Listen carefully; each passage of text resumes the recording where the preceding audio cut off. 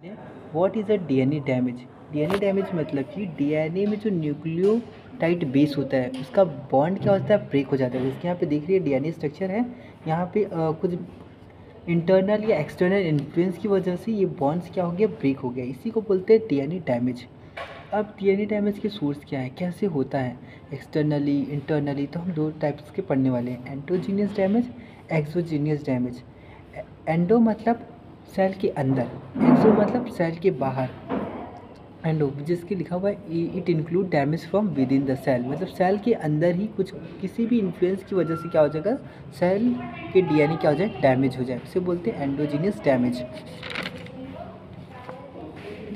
अब ये एंडोजीनियस कैसे होता है, रेप्लिकेशन में कोई एरर आ जाए तो उसे एंडोजीनियस डीएनए डैमेज हो सकता है। एक्सोजीनियस, एक्सोजीनियस मतलब कि एक्सटर्नल इन्फ्लुएंस हो जाए, जैसे कि कोई हार्मफुल रेज, जैसे UV rays, gamma rays, X rays, या फिर कोई वायरस इन्फेक्ट कर दे तो डीएनए डैमेज होता है। देखो जैसे कि डायग्राम में देख सकते हैं, यूवी रेज का जब डीएनए पे पड़ता है तो यहाँ के जो बॉन्ड होते हैं वो ब्रेक हो जाते हैं, तो इसी को बोलते हैं हम डीएनए डैमेज।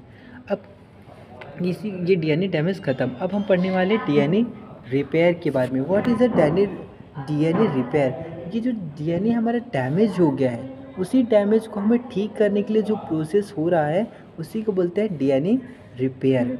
अब टाइप ऑफ डीएनए रिपेयर्स की बात कर लेते हैं। ये कई तरह के हो सकते हैं, डायरेक्ट, एक्साइजन, मिसमैच, रिकम्बिनेशन।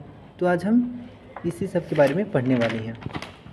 अब हम डायरेक्ट रिपेयर की बात कर लेते हैं। डायरेक्ट रिपेयर मीन्स कोई आपका नेटिव डीएनए है आपकी बॉडी में, अब किसी भी तरह से उसका डाइमर हो जाए। डाइमर मतलब होता है, ये बॉन्ड्स दिख रहे हैं, ये बॉन्ड्स का ब्रेक हो जाना। अब बॉन्ड्स कैसे ब्रेक हो सकता है, इस पर कुछ यूवी लाइट, हार्मफुल रेज या इंटरनल कोई इन्फ्लुएंस की वजह से ये ब्रेक हो जाए। अब इसके ऊपर हम क्या करेंगे, एक केमिकल होता है MTF और एक FADH, जब इसके ऊपर डालते हैं और इसके ऊपर कोई लाइट, सनलाइट डाल दी जाती है तो ये अब्जॉर्ब करके ये बॉन्ड दोबारा रीजनरेट हो जाते हैं, तो इसी को बोलते हैं डीएनए रिपेयर। और ये डायरेक्ट रिपेयर ये तभी हो पाता है जब आपका कोई फ्यू न्यूक्लियोटाइड्स ब्रेक हो। लार्ज न्यूक्लियोटाइड ब्रेक हो तो ये प्रोसेस नहीं हो पाता, उसके लिए होती है दूसरी प्रोसेस, उसे बोलते हैं एक्साइजन रिपेयर।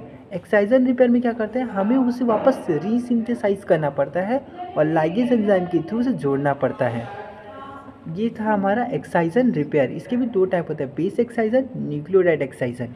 मिसमैच, जब डीएनए हमारा इतना प्योरली वर्क करता है पर करते करते उसे कभी कभी मिसमैच हो जाती हैं, जैसे कि ए का कभी यू के साथ जुड़ जाना, ए का सी के साथ जुड़